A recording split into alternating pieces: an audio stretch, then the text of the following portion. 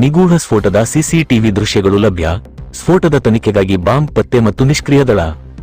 ವಿಜಯಪುರ ಜಿಲ್ಲೆಯ ಬಬಲೇಶ್ವರ ತಾಲೂಕಿನ ಮಮದಾಪುರ ಗ್ರಾಮದಲ್ಲಿ ಭಾನುವಾರ ರಾತ್ರಿ ಪಾನ್ ಅಂಗಡಿ ಬಳಿ ಅನುಮಾನಾಸ್ಪದ ಸ್ಫೋಟ ಸಂಭವಿಸಿ 3 ಗಾಯಗೊಂಡ ಘಟನೆಗೆ ಸಂಬಂಧಿಸಿದಂತೆ ಪ್ರಕರಣದ ಸಿಸಿಟಿವಿ ದೃಶ್ಯಾವಳಿಗಳು ಲಭ್ಯವಾಗಿದೆ. ಪಾನ್ ಅಂಗಡಿಯಲ್ಲಿದ್ದ ವಿಜಯಕುಮಾರ ಹಾಗೂ ಪಾನ್ ಅಂಗಡಿ ಹೊರಗಡೆ ಇದ್ದ ಪ್ರಶಾಂತ, ಸಿದ್ದು ಎಂಬುವವರಿಗೆ ಗಾಯಗಳಾಗಿದ್ದು ವಿಜಯಪುರದ ಖಾಸಗಿ ಆಸ್ಪತ್ರೆಗೆ ದಾಖಲಿಸಲಾಗಿದೆ. ಅವರಿಗೆ ಯಾವುದೇ ತೊಂದರೆಯಾಗಿಲ್ಲ ಎಂದು ಪೊಲೀಸರು ತಿಳಿಸಿದ್ದಾರೆ. ಸ್ಫೋಟದ ಕುರಿತು ಶ್ವಾನದಳ ಅಪರಾಧ ಸ್ಥಳ ಪರಿಶೀಲನಾ ಅಧಿಕಾರಿ, ಸೋಕೋ ಮತ್ತು ದುಷ್ಕೃತ್ಯ ನಿಗ್ರಹ ತಂಡವು ಆಂಟಿ ಸಬಾಟೇಜ್ ಈಗಾಗಲೇ ಸ್ಥಳಕ್ಕೆ ಭೇಟಿ ನೀಡಿ ಪರಿಶೀಲನೆ ನಡೆಸಿದ್ದಾರೆ. ಆದರೆ ಇದುವರೆಗೂ ಸ್ಫೋಟ ಹೇಗಾಯಿತು ಎಂಬುದರ ಕುರಿತು ನಿಖರ ಮಾಹಿತಿ ಲಭಿಸಿಲ್ಲ.